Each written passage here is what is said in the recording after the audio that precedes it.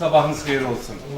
Mən ilk növbədə sizin hamınıza öz təşəkkürlərimi bildirirəm. Bu məzuniyyət sezonunda belə bir işlərin çox olan vaxtı, bəziləri məzuniyyətlərdə, bəzi yenicə qayıdıb, biz sizi yenə narahat edirik, xahiş eləmişik rəhbərlikdən və bizə şərait yaradıb. Şərait yaratdığınız üçün sizlərlə Gülsün müəllimə, bu işdə, təşkilatlı işlərdə böyük fəaliyyətinə görə Fərhad müəllimə təşəkkürlərimi bildirirəm. Bizim dəvəti qəbul edib gəldiyi üçün mən öz təşəkkürlərimi bildirirəm. Elə məsələlər var ki, o da öz axarında öz müzakirəsini tapmalıdır. Bu il konstitusiya və suverenlik ilidir və ölkəmizin hər tərəfində bu, məsələn, bu il münasibəti ilə müxtəlif tədbirlər keçirilir. Bilirsiniz, biz son illər çox böyük uğurlar qazanmışıq. Xarici siyasətimizdə, torpaqlarımızın bütövləşməsində, müstəqilliyimizin güclənməsində, suverenliyimizin güclənməsində regionda lider ölkəyə çevrilmişik və buna görə biz hamımız, belə bilirəm ki, sizin adınızdan da mən minnətdarlığımı bildirərik bizim prezidentimizə, cənab prezident, komandan öz belə son illər inamlı addımlarıyla qüdrətli ordumuzu yönəltdi, işğaldan azad olunmaz üçün və bu gün bizim torpaqlarımızı azaddır, bu gün torpaqlarımız bütövdür. Hələ bu istiqamətdə regionda böyük layihələrə deməli imza atmağa gedirik. Dünyanın ən özü demişkən Prezident İlham Əliyev, dünyanın ən qüvvətli ülkəsində, dünyanın ən böyük ofisində o imzalanmış sənədlər ümid edirik ki, bizim ülkəmizi irəlilərə aparılacaq və daha böyük uğurlarımız olacaqdır. İndi bizim qalır iqtisadiyyatda, mədəniyyətimizin, elmimizin inkişafında burada bizim üzərimizdə çox böyük yük düşür. Hər kəs öz yerində işləməlidir. Prezident nümunə göstərir. O nümunəni biz alaraq elmdə, mədəniyyətdə, təbliğatda, yəni bu məsələləri qeyd etməliyik. Qeyd etməliyik öz zəhmətimizlə, öz əmək qələbələrimizlə, öz sədrlərimizlə. Burada siz görürsünüz Hafizə xanım İmanovanı. Hafizə xanım İmanova iqlim dəyişmələri üzrə fəlsəfədən dissertasiya yazıb, sentyabrın 20-lərində müdafiəsidir. İqlim dəyişmələrinin sosial təsirlərinə aid dissertasiya yazıb.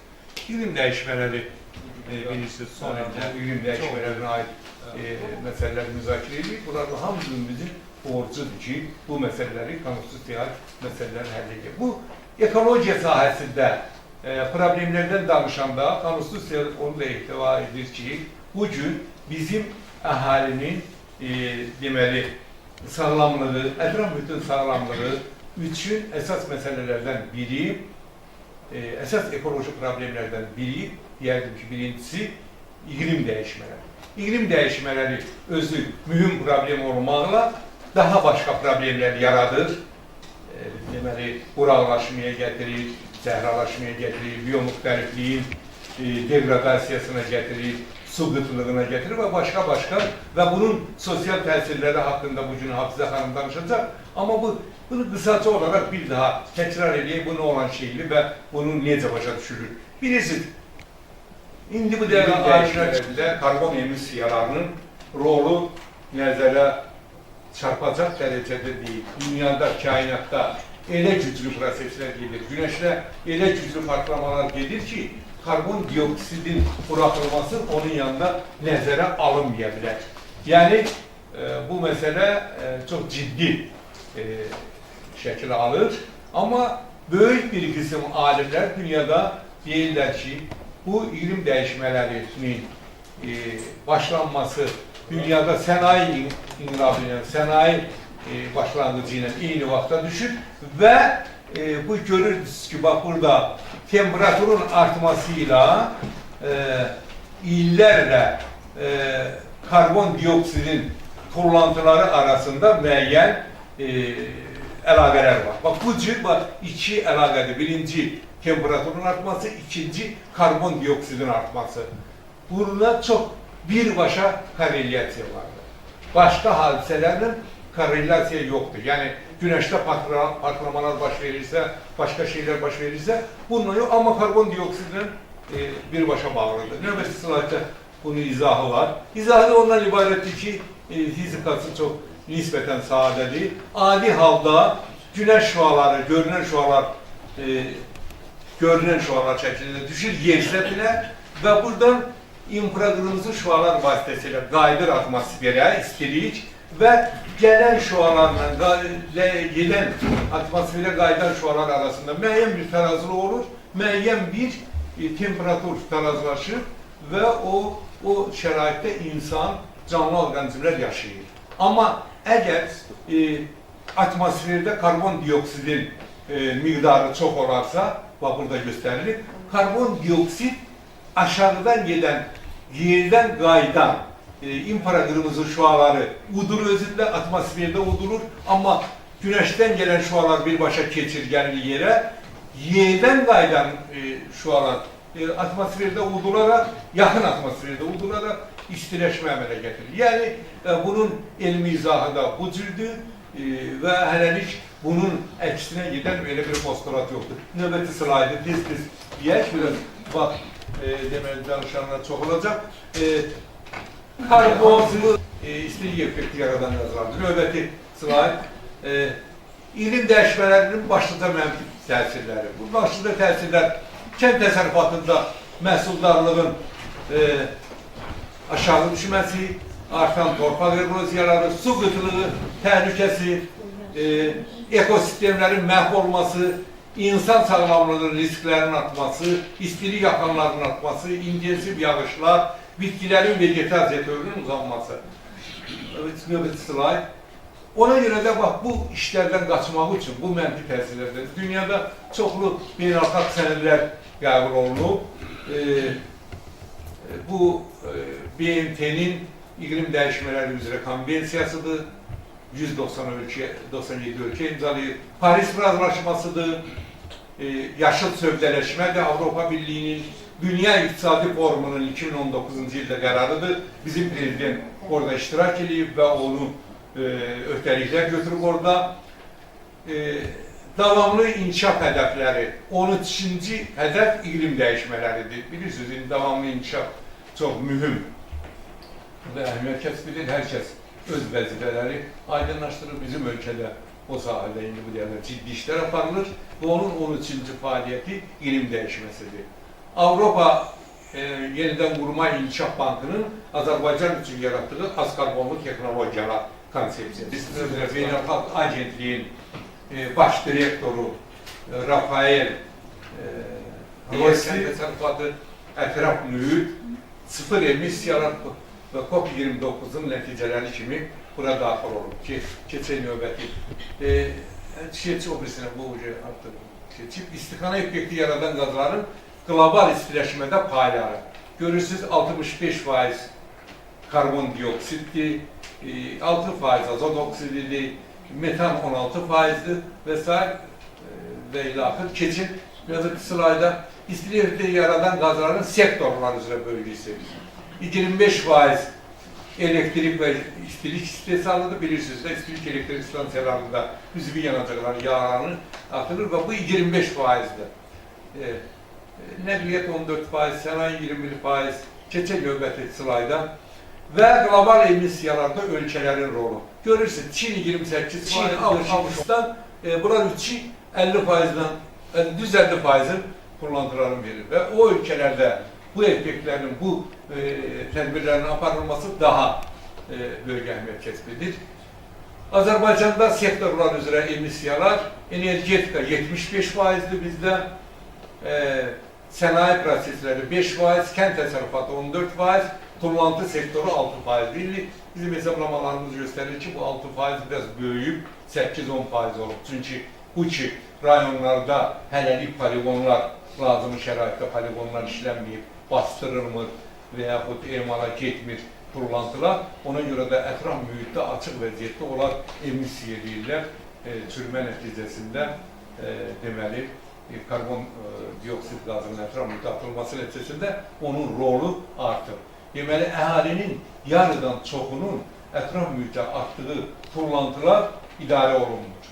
Bakıda çox ideal idarə etmə sistemi var. Təmiz şəhər tərəfindən çox toplanılır, 200 min tonu çeşidləməyə gedir, sonra yandırılır qalanı və Bakı şəhərində artıq əgər xarici ekspertlər də bizim layihələrdə gəlirlər, onu izah edirlər ki, etiraf edirlər ki, Bakının təmizliyi ən müasir, ən qabaqcıl Avropa şəhərlərindən də daha yaxşıdır. Bu məsələ həll olunur. Bu məsələ həll olunubsa, bizdə çox asan bir misal var da, örnək var. Bakıda bunu necə həll edə bilirsə, bu böyük şəhərlərimizdə də, Şəkidə də, deyək ki, Şirvanda da, Mingəçevirdə də bu məsələni, Lənkəranda, bu məsələni birinci olaraq Gəncədə Bakı kimi götürüb həll etmək lazımdır. Yavaş-yavaş o biri rayonlara keçmək.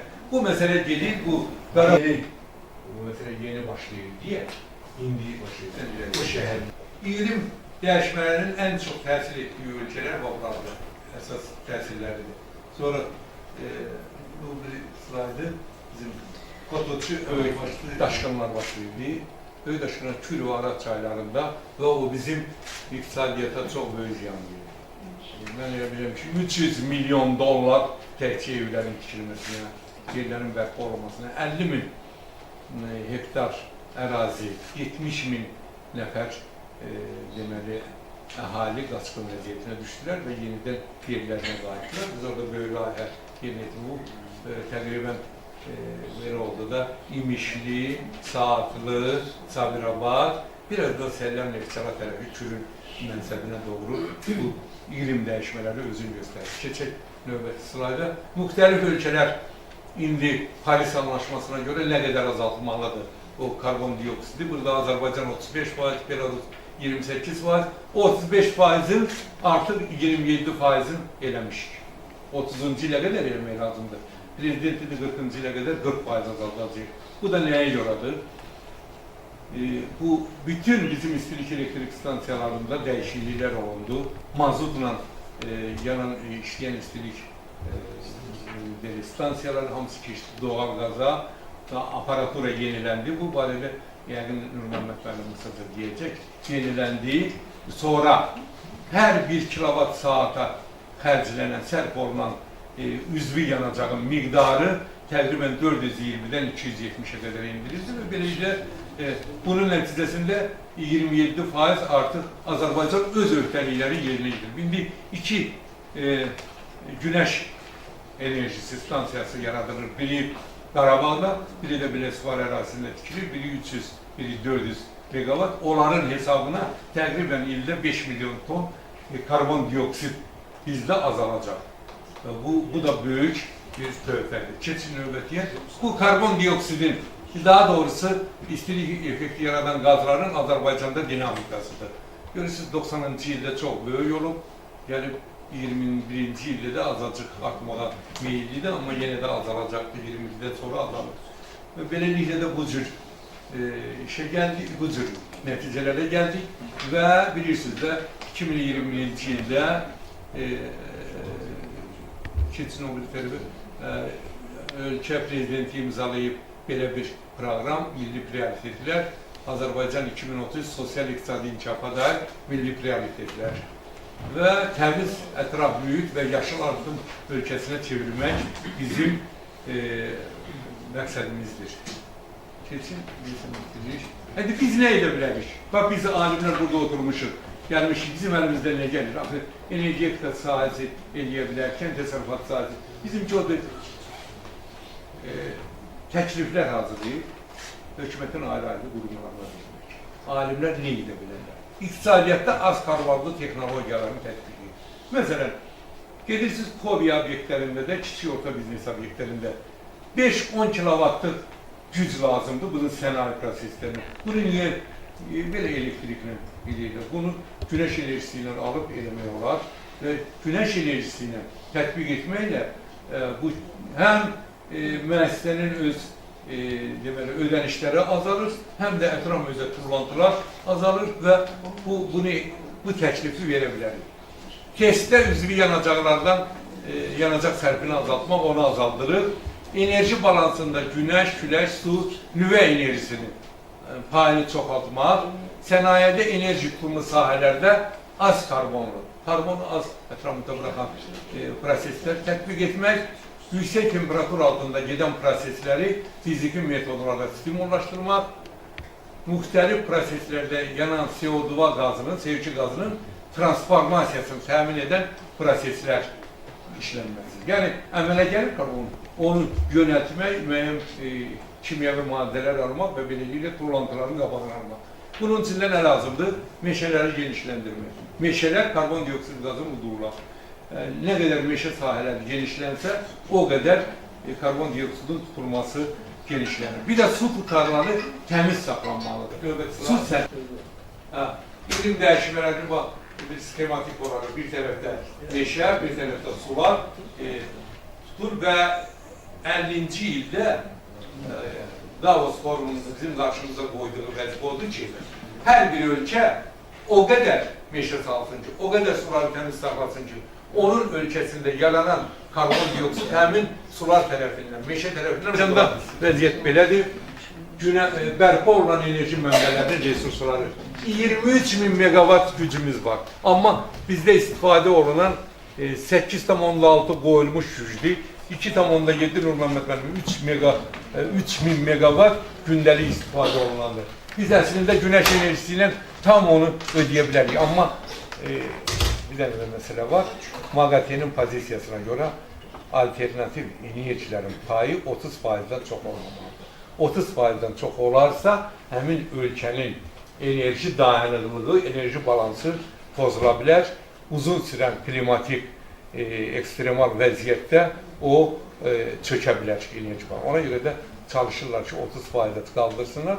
Onun qalanı müxtəlif üsullarla eləmiyor. Azərbaycanda hal-hazırda 17,3%-dir, amma 30%-dəki artırılması nəzərdə tutulur.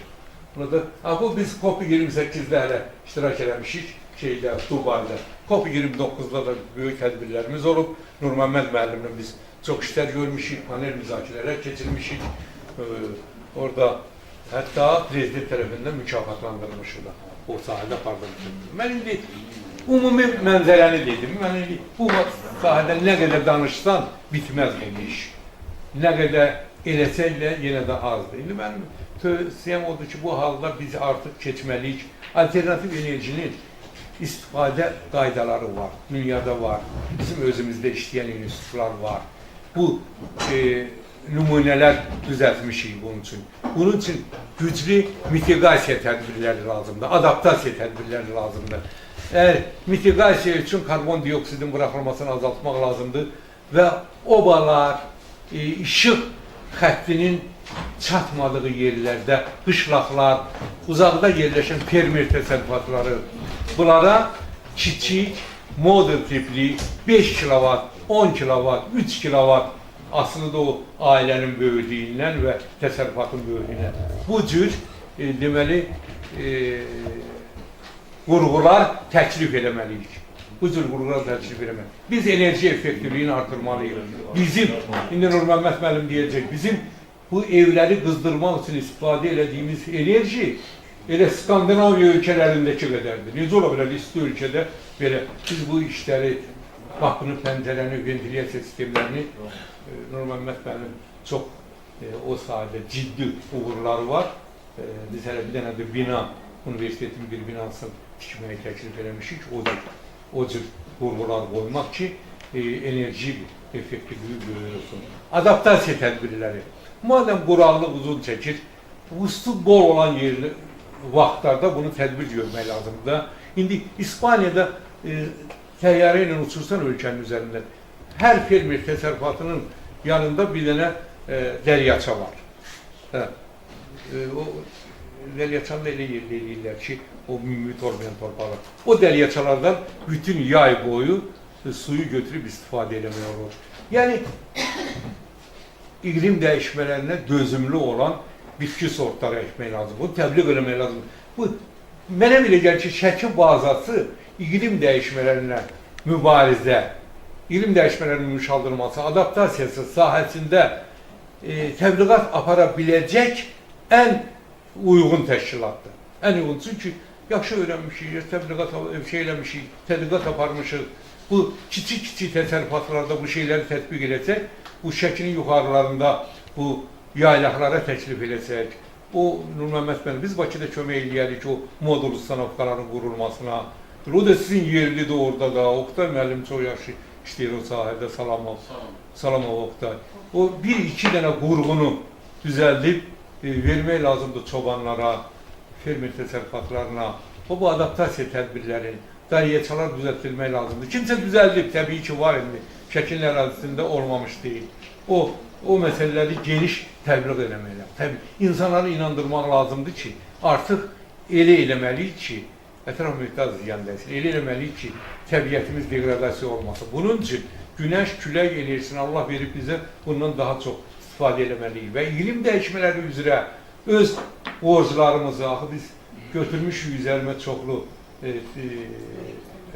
öhdəliklər götürmüşük. İndi hal-hazırda Bakı görüşlərinin, bu 29-cu COP29-un əsas deməli, nəticələrindən biri oldu ki, deməli, konvensiyanın üzvü olan inkişaf etmiş ölkələrin boynuna qoydular ki, bu inkişaf etməkdə olan zəif ölkələrə 300 milyar dollar, 300 milyar dollar bilirsiniz nə qədərdir? Azərbaycan kimi ölkənin, 5-6 ölkənin umumdaxili məhsulu qədərdir. Hər bir ölkəyə deyək ki, ortalama mən deyirəm, 300 milyar, 1,5 milyar, 2 milyar dollar bu sahəyə pul buraxılsa, mən elə bilirəm ki, bir şeylər düzəltmək olar, bir adaptasiya edək. Onu oradan da yarı ölkələri çıxsan, yəni güclü ölkələr ki, özləri özlənir, hərəyə 3-5 milyar dollar pul düşür. Bu pulla çox böyük işlər görmək. Bundan başqa, konvensiya, Bakı konvensiyası, bu dünya o konvensiyanın üzvü olan ölkələrin boynuna qoydu ki, əsasən inkişaf etmiş ölkələr 1,2 trilyon, 1,2 trilyon dollar bu işə xərcləsin. Belə təbliğat aparmaq, mənə belə gəlir ki, ekspedisiyalarda təşkil etmək lazımdır, çobanların yanına getmək lazımdır, fermer təsərrüfatlarına getmək lazımdır və indi Qarabağda bu işi biz indi görəcəyik. Bizim institut özlərini götürüb və Böyük Qayıdışın proqramının ikinci hissəsinə salmışıq. Fermer təsərrüfatları üçün günəş, külək və kombinə edilmiş ikisi bir yerdə. Yəni, elə yerlər var ki, gah günəş olur, gah külək olur. Elə olsun ki, günəş olanda günəş bataryası, külək olanda külək. Bilirəm, indi gəlin Nurməmməd müəllim biraz danışsın. Sonra da bizim iki kiçik məruzələrimiz var. Enerji auditinin aparılması haqqında.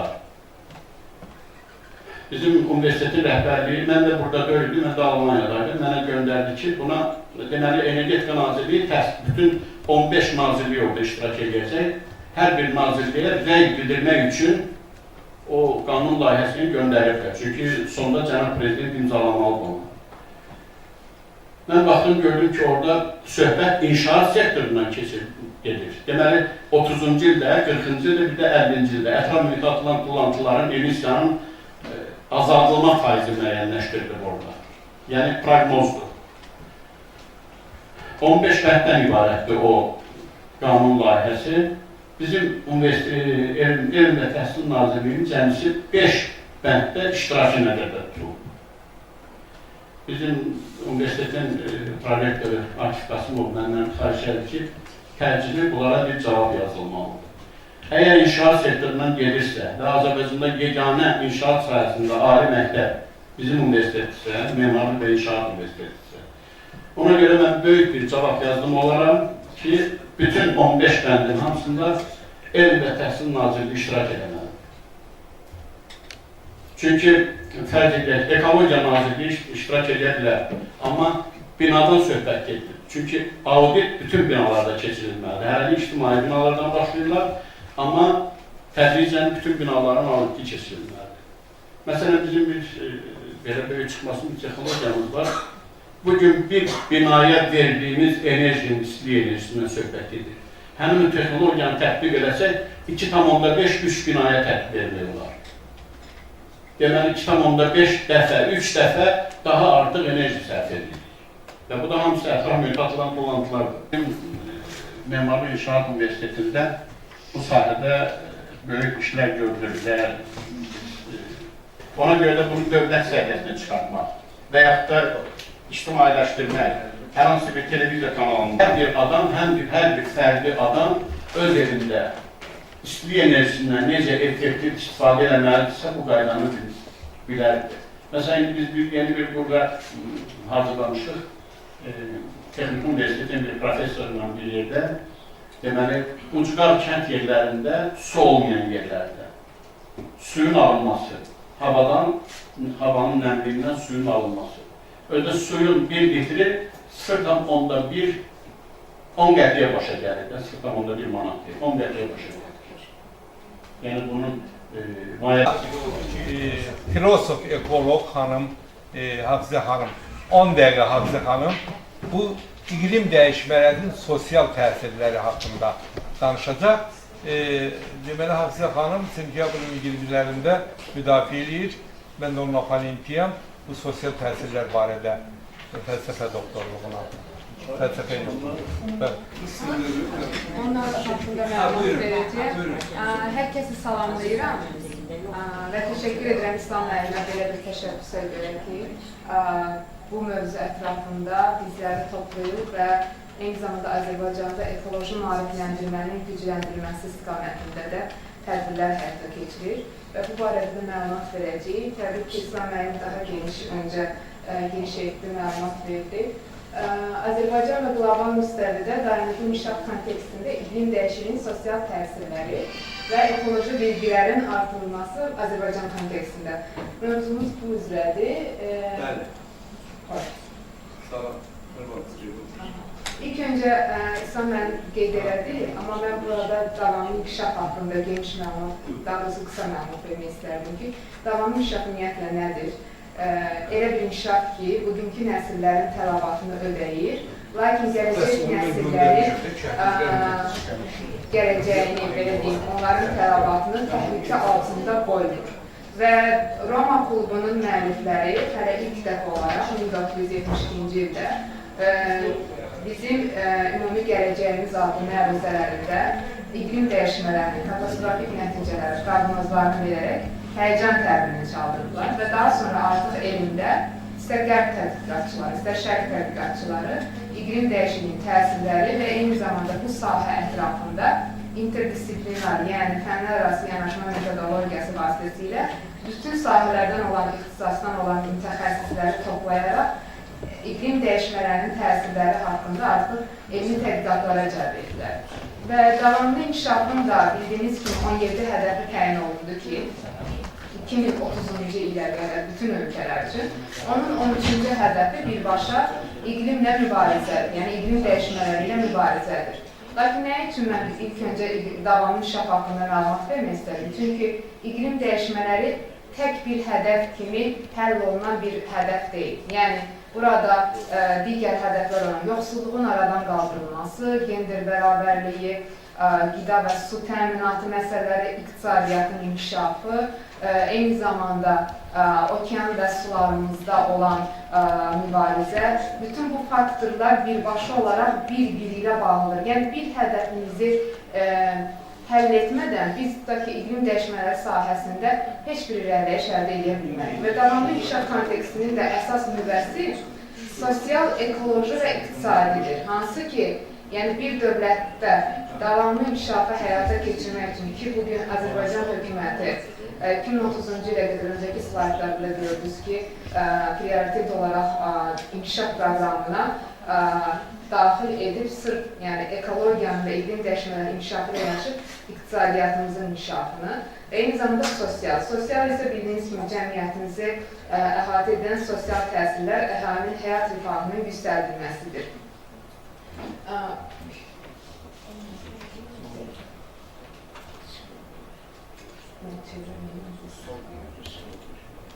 İqlim dəyişikliyi yoxsa qlobal istiləşmə, çoxları bugün bu termini qarışdırırlar, qlobal istiləşmə ilə iqlim dəyişikliyini və elə başa düşürlər ki, iqlim dəyişikliyi deyiləndə yalnız istiləşmə nəzərdə tutulur.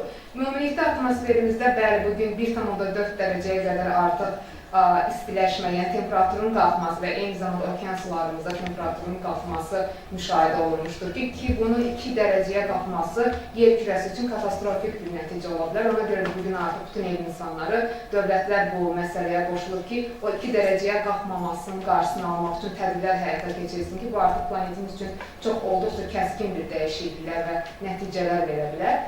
Və həmin o temperaturun qalxmasının nəticəsində bugün yer kürəsinin müxtəlif yerlərində biz iqlim dəyişikliyini müşahidə edirik. Yəni, bəzi bölgələrdə artıq kəskin soyuqlaşma, səhralaşma, quraqlaşma, iqlim qurşaqlarının dəyişməsi, eyni zamanda yayın çox kəskin şəkildə isti keçməsi və ya əksinə yağıntıların kəskin şəkildə artması kimi halları ilə üzləşirik. Ona görə də bunu xüsusilə qeyd etdim ki, qlobal istiləşmə dediyimiz, yəni iqlim dəyişikliyi termini ilə bunlar tamamilə fərqli anlayışlardır. Birinci qlobal istiləşmənin nəticəsi olaraq biz bugün yer kürəsində iqlim dəyişikliyini yaşayırıq. Antropogen yoxsa təbii amillər? Hər iki təbii ki, amillər bugün iqlim dəyişikliyinə təsir göstərməkdədir və ilk növbədə təbii ki, təbii amillərdir ki, bu bilirsiniz, yer kürəsinin də özünə məxsus bir dinamikası mövcuddur. Lakin əgər insanın, yəni antropogen təsirlərinin sahiblərdən biridir, bir bəlkə də bu ikinci aktorlar, yeni aktorlar yaranır. Bugün əgər mən fəlsəfə institutunun nümayəndəsiyəmsə, artıq iqlimdən də biz ətraf mühitin etikası, əxlaq, anlayış məsələlərini toxunaraq biz də artıq iqlim dəyişikliklərinə hardasa öz töhfələrimizi verməyə çalışırıq. Yeni aktorlar, yeni nümayəndələr yaranmağa başlayır. Təkcə bugün klimatologlar, hidrometeorologlar bununla məşğul olunur, eyni zamanda kimyaçılar, fiziklər, müxtəlif sahə insanları artıq iqlimlə öz sahələrini birləşdirib, öz töhfələrini verməyə çalışırlar. Ədalət məsələsidir ki, burada inkişaf etmiş ölkələrə inkişaf etmək olan ölkələrin arasında yaranan ziddiyyət məsələsidir ki, inkişaf etmiş ölkələr çox rahat bir şəkildə hələ də sənayelərdə kömürdən istifadə edərək iqtisadiyyatlarını gücləndirməyə davam edirlər, amma əziyyəti kim çəkir? Təbii ki, inkişaf etməkdə olan ölkələr ki, inkişaf etmiş olan ölkələrdən yəni maliyyə yardımına da daha çox ehtiyacları var. Səviyyəsində yeni öz ərazilərinə köçürülə bilsinlər. Bu qısa müddətli baş verdi Azərbaycanda, amma təbii ki, bunun uzun müddətli baş verdi. İnstitutumuzun əsas pratik istiqamətlərindən biridir və əsas nəticələrimizdən hesab olunur. İyi, başlayın bu qədər belə səbirlə qulaq astın, çox maraqla. Amma indi biz burada ev sahiblərinə söz vermək istəyirik. Şəki Regional Elmi Mərkəzin direktoru Mavin Kamil müəllim xahiş edirik, yekunlaşdırsın bu məsələni, öz fikirləri. Sən də deyəsən. Xüsusilə hamı dincəlmə həvəsindədir də. Xüsusilə mən tam mənasında deyim ki, qadınların heç dincəlmək vaxtı da yoxdur. Yəni, hər hansı bir tərəfdən vaxtlarını kəsib, bu gözəl məlumatları dinləmək üçün bura səfərbər olunublar. Sizin hər birinizə dərin təşəkkürünü bildirirəm və hörmətli İslam müəllimə, bəli, hörmətli professorumuza öz kollektivimiz adından, xüsusilə Yusi müəllimin adından dərin təşəkkür edirəm. Bələdiyyə tökülüblər ki, ağaçdan yarpaqlar niyə tökülür? İyul ayında ağac yarpağı tökülmüşdür. Səbəbi bizim çoxdur. Hüseyin müəllim yönləndirdim, Hüseyin müəllim müsahibə verdi. Yəni, bunun səbəbi siz də bilmiyorsunuz təbii ki. Nə etmək? Əvvəlcədən qarant yarırsınız, bilmirsiniz, sonra deyirsiniz. Bu gün çox sağ olsun ki, bu gün artıq bütün şəhərdə 24 saat su var. Hamı bilir. Amma ağaçları sulaya bilmirlər insanlar. Həyətdəki ağaçlar. Bu küçədəki o yeşil çınar ağaçları var, 50-100 illik. Quruyub diyarbaqlar töküləcəkdir, məhv olur. Ekoloji idarəsinin nümayəndəsi var burada. Olan nə tədbir qolundaşdırırlar, bilmirəm. Təklif olaraq, belə deyim ki, Nəman Məzarının çox maraqlı təklif olur. Bəlkə o sahədə onu idarə etmək lazımdır. Özdəki istənilən kimi idarə etmək olmaz. Məlum oldu ki, bu yerin altından çıxardıb istifadə eləmək bu meşə ərazilərində. Son nəticədə o meşələrin ləğv olunması. Yerin altından şəlalədən həm ətraf müddət təsirini, həm sosial, qanunvericilik baxımından da çox yaxşı mühasirə keçirdiniz. Öz minnətdarlığımı bildireyim. Sağ olun.